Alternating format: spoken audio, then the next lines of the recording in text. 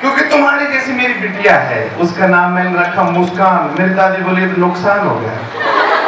फिर वो गुड़िया सर की गाइडेंस में आई तो 96% नंबर आए उसके, तो मैं बड़ा खुश हुआ सर। लेकिन आगे की घटना आपको भी नहीं पता। पता क्या बोली वो मेरे से? बोली पापा आप खुश हो? मैं कहा थे? बोले पापा मुझे एक सेब दिला, वो मोबाइल दिला दो हल्का सा। मैं कौन सा बेटे? बोलो सेब कटोरा। सर मैं गया दुकान पे, मैं कहा भाई वो सेब कटोरा वो बता रही बच्ची तोल दे, हम तो देसी आदमी। उसने कहा सर 1.5 लाख का iPhone 14, पता नहीं क्या बोल रहा था वो। मैं उसको देखूं सर, वो मुझे देखे, मैं उसको देखूं, वो मुझे देखे। वो बोले सर मोड ऑफ पेमेंट क्या होगा, कैसे लेंगे, नकद चेक या किस तरह से लोगे? मैं कहता हूँ किडनी ले लेगा। तो जोरदार ताली बजाओ आज की महंगाई के लिए। ठीक है भाई, तुम पधारो, वो कर लो काम, है ना जो करना था। चलो, और ये आज की ये जो दोपहर है, शाम तो हुई नहीं है ना, ये बहुत शानदार होने वाली है बेटे, आपका जीवन बदल जाएगा। मैंने IAS के 2 बार इंटरव्यू दिए थे, तो मैं कुछ ऐसी चीजें भी बताऊंगा हंसते हंसते कि तुम्हारे कैरियर में काम आएंगी। ठीक है? तो आज भी मेरे 150 जगह पोस्टर लगे हुए हैं, बड़े बड़े चौराहे पे जाके देखोगे ना, तो शाम को सर बिरला में अपना सेना के सम्मान में। तो ये सर के मोटिवेशन से ही मैं यहाँ शुरू किया था। तो सर के लिए जोरदार ताली की, कोई भी टैलेंट को देख के मौका देते हैं। जोरदार तालियां कमजोर है भाई। तो मैंने क्या करा, अभी थोड़े दिन पहले फेसबुक पे मैं 2017 में सर ने मुझे बुलाया था, तो वो पोस्टर मुझे अच्छा लगा तो मैंने उसको कवर वाला फोटो लगा दिया फेसबुक पे। तो कई लोग मेरे से मजे ले रहे थे, बोले 2017 का, अब तो 22 हो गया। फिर मैंने सर से रिक्वेस्ट करी, मैं सर इस फोटो को वैसा का वैसा रहने दो, सन बदल दो। तो सर ने हमारी बात शायद स्वीकार कर ली। तो मैं कहा सर मैं अकेला नहीं, मेरे साथ अपने देश के जाने माने कवि 2-4 हमारे जो गाइडेंस करते हैं, किशोर भाई साहब को भी लेके आएंगे। तो जोरदार तालियां किशोर जी के लिए। और मैं और रमेश पांचाल जी ने शुरुआत साथ की थी, तो किशोर जी हमें पहली बार कोटा लेके गए थे। तो पहले तो किशोर जी के लिए जोरदार तालियां बजाओ मन से। और फिर रमेश पांचाल जी के लिए भी बढ़ जाओ कि ये जब भी मैं डिमोरलाइज हुआ, मैं एक बार तो छोड़ ही दिया था कविता हंसाना उसाना, तो ये बोले नहीं पिक्चर अभी बाकी है। तो उस पिक्चर को बरकरार रखने में जिस भाई ने योगदान दिया, मैं उनको कैसे भूल सकता था। तो आज हमारे साथ रमेश पांचाल जी हैं, और अभी थोड़ी देर में अमित आजाद जी आ जाएंगे, वो भी यूपी के कवि हैं। बहुत शानदार तरीके से आज की ये दोपहर आपकी गुजरेगी, यादगार होगी ये। तो बच्चों को मजबूत करते हुए हमने क्या सीखा है, सर के मोटिवेशन से वो शुरू करता हूं कि बेटे के शौक में जाने कितने मेडल मार दिए हमने कोक में, और संभाल लेते अगर कोक हम तो मेडल आ जाते ना थोक में। तो सर भले ही कविता आप लिखने लगे हो, लेकिन इनके विचार हमेशा हमारे जहन में रहते हैं, हमेशा मोटिवेशन की बात करते हैं। कोई भी अखबार का, बड़े से बड़े अखबार का कॉलम उठा के देखोगे तो सर का नाम वहाँ बड़ा अच्छे से छपता है, और हमें बड़ा गर्व होता है कि भाई साहब ने कहाँ से कहाँ तरक्की, शुरुआत से मैं जानता हूँ सर ने एक छोटी सी शुरुआत से कितना बड़ा एम्पायर खड़ा कर दिया। तो जोरदार तालियां सर के लिए। तो ये मस्ती से होता है कि मस्त खिलाड़ी जीवन में सहमात नहीं देखा करता है, शुभ मुहूर्त कौन कहे दिन रात नहीं देखा करता है, और जिसको आग लगी हो, लाग लगी हो आगे बढ़ने की और बढ़ाने की, ऐसा बढ़ने और बढ़ाने वाला किसी की बाट नहीं देखा करता है। तो जो हमेशा सबको साथ लेके चलते हैं, जो लोगों के साथ चलते हैं, और देखो कितना इजी गोइंग रहते हैं, बचपना इनका, जिसकी मस्ती जिंदा है हस्ती जिंदा है, क्या बात है। तो ऐसा मैंने नहीं देखा कोई भी आदमी जो होते हैं ना थोड़े से, हमारे तो कई लोग छोटी सी नौकरी लगते यूं चलते हैं मुर्गे की तरह, लेकिन उनको पता नहीं कि अगले पे खड़ा है कोई ना कोई कुछ। तो हमेशा भूलना नहीं चाहिए, टेंशन नहीं लेनी चाहिए। सर टेंशन लेने से हमारी मिसेज के चश्मा चढ़ गया था। चश्मा तो बहुत लोगों के पढ़ पढ़ के भी चढ़ा है, कविता लिख के चढ़ा है, लेकिन हमारी मिसेज के मैम वैसे ही चढ़ गया है टेंशन की वजह से। आप थोड़ी देर ही क्यों से मिसेज के चश्मा चढ़ा, तो उन्होंने चश्मे को उतार के बेटे यहाँ रखना शुरू कर दिया। तो मैं समझ गया कि इसकी आंख ही नहीं, खोपड़ा भी खराब है। तो ये हालात दूर से पता चल जाता। कई लोगों के देखो चश्मा जेब में रखते हैं, इसका मतलब इसका दिल काला है, गहरी चोट है, मन में खोट है, या इसके कलोट है।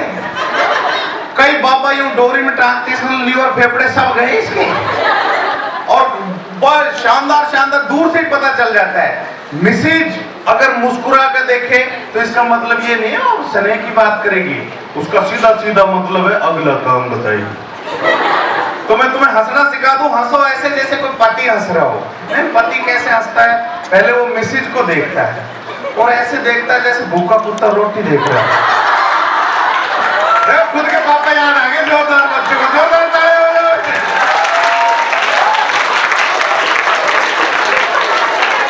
अच्छा वो ऐसे देखेगा बिल्कुल ऐसा, फिर वो मिसेज कहेगी ये 1 इंच मुस्कुराना है आधा, तो आदमी फिर धीरे से हंसता है। ऐसा आदमी कैसे हंसता है सर मैं बताता हूँ, ऐसे हंसता है। और ज्यादा हंसा से छूटे तो जैसे वो कुत्ता का बच्चा नहीं होता पिल्ला, यूं पूंछ को छुपा, उसमें पावर नहीं होती तो दांत से डराता है। और सबसे ज्यादा हंसा से छूटे तो ऐसा आदमी अपनी फ्रस्ट्रेशन के लिए क्या करता है, टॉयलेट का दरवाजा बंद करके यस यस यस। तो खूब सारी हंसी मजाक होगी। उसकी शुरुआत की मैंने भूमिका के चक्कर में, रमेश पांचाल जी जो इतने लंबे कद का आदमी है, कल मेरे साथ गए, बोला नींबू कैसे दिए, वो बोला ध्यान से देख संतरे हैं। ये यहीं से बता देते चोमो वाली बस चाल पड़ी, ट्रेन भी यूं रख के बैठा, कटवाया हमने थोड़ा और कम कर दिया। तो जोरदार तालियों से रमेश भाई की 50 साल आया वाला बंदा। नमस्कार। इतना बुरा तो नहीं मैं, उससे भी बुरा है। नमस्कार नमस्कार। ये हुई बात। आप लोगों को देख के बहुत अच्छा लग रहा है, बियानी सर को, पीके मस्त सर को, बहुत अच्छा। आजकल हर आदमी तनाव में जीता है, जिसको देखो देखो हवाएं उड़ी रहती है, ट्रैफिक में देखोगे आप कहाँ जा रही है भीड़, कुछ पता ही नहीं। अपने आप को हंसी खुशी से जोड़िए, जो भी परिस्थितियां हैं उनसे जोड़ने की कोशिश करें और मस्त रहने की कोशिश करें। जिंदा है तो जिंदगी की बात कर। आजकल क्या होता है, छोटी छोटी बातों के ऊपर ना बच्चे, बरकत नगर की घटना वैसा, 5-7 साल का बच्चा था, टॉफी नहीं दिलाया आत्महत्या के लिए, पेपर में है। मतलब आजकल बच्चों को क्या हो गया कि कुछ भी बर्दाश्त ही नहीं है। माँ बाप थोड़ा सा डांट के क्या है कि घर छोड़ के भाग जाते हैं, ये करते वो करते हैं। हमारा ऐसा दिन नहीं गया जो या तो पापा से या बड़े भाई साहब से पेटे नहीं हो। वो टाइम था, शैतानी भी इतनी थी। जिंदा है तो जिंदगी की बात कर। मैं अपने को जोड़ने, अरे बेटा जिंदा है तो जिंदगी की बात कर, आपस में बात थोड़ी करनी कह रहे हैं। जिंदा है तो जिंदगी की बात कर। वक्त ने बदली है चाले, तू शह दे और मार। क्या बात, ताली कमजोर है, बात अच्छी है। जिंदा है तो जिंदगी की बात कर। वक्त ने बदली है चाले, तू शह दे और मात कर। छा गया अंधेरा तो गुम ना हो जाना, चल उठ जला दीपक फिर जगमगा तेरा। क्या बात है, क्या बात है यार। ये कविता है तो ऐसे इससे भी ज्यादा स्ट्रॉन्ग पॉइंट की तो सही लिखते हैं मोटिवेशन की। आप तो हंसाने वाली सुन जाओ क्यों नहीं, धोती वाली सुना दो इनको, बच्चे खुश हो जाएंगे। हाँ, धोती अच्छी आते हैं। कविता धोती। थोड़ा माहौल वैसे ही चल रहा था। देखो हंसी हास प्रयास के लिए जाना जाता हूँ और मंचों पे हास प्रयास ही करते हैं। हास प्रयास अपने आप से जुड़ता है जिनमें 1.25 फीट की लंबाई। अब इस 1.25 फीट की लंबाई में कोई ना कोई कोतर चलता ही रहता है घर में। और शादी में भी छोटी घोड़ी ला दी, बढ़िया। और छोटी भी इतनी छोटी थी कि पैर भी सिमेट के बेटे तो घुटने की से। सरार की बराती थे। अरे भाई घोड़ी थी, गधा था, पर गधे पे गधा ठीक लगता।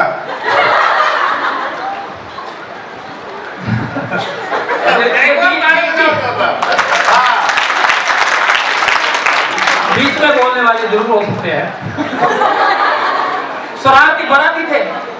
मैं नाम नहीं बताऊंगा, नहीं तो आप समझ आएंगे कि मैं पीके मस्त जी के लिए बोल रहा हूँ। वो घोड़ी के पूंछ के फटाकों की लड़ी बांध दी, माची से बता दी मैं तो कर रहा था तोरण मारने की तैयारी, उसके पहले गोली ने ही करके टांगे ऊंची करके दौड़ लगा दी। तोरण को मैंने नहीं मारा, तोरण द्वार ने मेरे मारा, पकाला निकल गया। वो सासू जी आए सूतली लेके मेरे को नापने के लिए। यहाँ दूल्हे नापने का रिवाज है साहब, गेड़ी साहब अपने राजस्थान में, मध्य प्रदेश में भी है। दूल्हा नापने के लिए तोरण द्वार पे आते तो एक हाथ तो नीचा किया और एक हाथ ऊंचा के पार इतना लंबा दूल्हा गस्ता के नीचे गिर गया। बड़ी मुश्किल से कपड़े उपड़े समेट समाट के मैं खड़ा हुआ। उस बेटा आवागमन मत करो, हाँ बीच में डिस्टर्ब हो जाता, कोई बात नहीं, बच्चे अपने काम से कर रहे हैं। नीचे सासू जी नीचे गिर गई, ससुर जी ने छींटे वीटे दिए, होश में लाए, समझाया, देख दी भाग्यवान, इसको शादी के बाद में कौन से इन्हीं पैरों पे खड़ा रहा है। अभी बताता हूँ तेरे को, वरमाला का टाइम आया। वरमाला के टाइम पे वो उछल कर वरमाला डालने की कोशिश करे, पहुंचे ही नहीं। हमारे ये मित्र लोग बोले, उसके रिश्तेदार बोले, दुल्हन के रिश्तेदार बोले, अपने तो दुल्हन को कंधे पे उठाओ। हमारे पीके मस्त जी बोले, अपने तो दूल्हे का आटा पटको। मैंने कहा ये अपनी इज्जत की दजाऊंगी, तो जाके उड़ी और थी उठी। उससे पहले अपन ने टेक दिया घुटने, आज तक टीके पड़े हैं। उसने भी श्रद्धांजलि स्वरूप फूल माला चढ़ा दी। फिर होगा टाइम आया, मंडप में गए। वो मंडप इतना छोटा बना रखा था मैडम ने कि वहां साष्टांग दंडवत करके उसके मंडप के अंदर प्रवेश करना पड़ा। दुल्हन के रिश्तेदार दुल्हन को लेके आए, पंडित जी महाराज से पूछा, पंडित जी महाराज ये दुल्हन को दूल्हे के कौन से साइड बैठा है? और मैंने कहा कि तो कहीं भी बैठा हो, बाद में तो वैसे भी माथे पे बैठनी है। पंडित जी ने थोड़ी देर गंदमन किया, गंदमन करने के बाद में मेरे को कहा दूल्हे रहा था पैरों के लिए खड़े हो जाओ। जैसे मैं खड़ा हुआ तो मंडप की चारों टांगे ऊंची हो ली। मुझे बहू बैठी गया, वहां फोकटे साले बैठे थे जिन्होंने मेरे को नीचे पटका, मेरी टांगों पे बैठ गए। जीजा तेरी वजह से, इन टांगों की वजह से ढेर सारा नुकसान हो गया शादी में, इसका चुकाड़ा कर। वो जूते चुराई की रस्म तो बाद में हुई, पहले वो टांगे बचाई की रस्म अदा करना पड़ा। विदाई का टाइम आया, विदाई के टाइम पे सारे रिश्तेदार उस दुल्हन को शिक्षा दे रही थी कि भाग्यवान पढ़ाई कर जा रही है, बड़े बुजुर्गों का प्यार करना, सासू ससुर की सेवा करना, पति की आज्ञा का पालन करना। इतने में मेरी सासू जी की आवाज आई पीछे से रोने की, और अब आ मेरी छोटी सी छोरी, मेरी छोटी सी छोरी को इतना बड़ा ऊँट डाले था, और मेरे राम जी अरे मेरे राम जी ये तो इतना बड़ा ऊँट डाले, मेरी छोरी तो इसके मुंह में जीरा रहा, मेरे राम जी ने क्या घर पे आई। मैंने उससे पूछा, भाग्यवान एक बात तो बता, तेरा सारा खानदान मेरे खिलाफ, इस शादी के खिलाफ, फिर भी तूने मुझसे शादी क्यों करी? जी वो तो राज की बात है। मैंने कहा तो तेरे राजपाट उगल भी दे जी, बता दूं तो आपको बुरा लगेगा। मैंने कहा मेरी शादियों की इससे ज्यादा बुरा कुछ नहीं होता, तू तो बोल कि तूने मुझसे शादी क्यों करी? जी वो बचपन से ही मुझे ऊँट की सवारी बहुत पसंद है। जोरदार तालियां बजाओ हमारे ऊँट साहब के।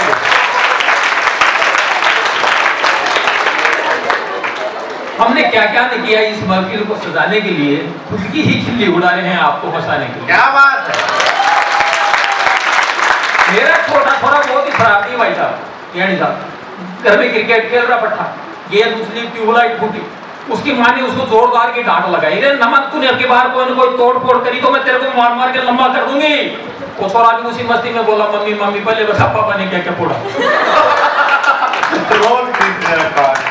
दिन रात दौड़ती दुनिया में जिंदगी के लिए वक्त नहीं, दिन रात दौड़ती दुनिया में जिंदगी के लिए वक्त नहीं, पल पल मरने वालों को जिंदगी के लिए वक्त नहीं। तू ही बता, तू ही बता, तू ही बता, ऐ जिंदगी तेरा क्या हश्र होगा? और खुशियां हैं दामन में, पर हंसने के लिए वक्त नहीं। आपको करोड़ों के झूमर लगा के आप खुश नहीं हो सकते, खुश तो इसी तरीके से हो सकते हैं, खुशी कीमत नहीं होती। इसीलिए कहता हूं कि आनंदमय नित्य रास होना चाहिए, जैसे कृष्ण राधिका के रास वृंदावन में होते हैं, अपने जीवन में भी वो सीख आनंदमय नित्य रास होना चाहिए, उमंग भरे उत्सव सा उल्लास होना चाहिए। साधन कम हो या ज्यादा, पांचाल फर्क नहीं पड़ता, जिंदगी जीने का अंदाज बिंदास होना चाहिए।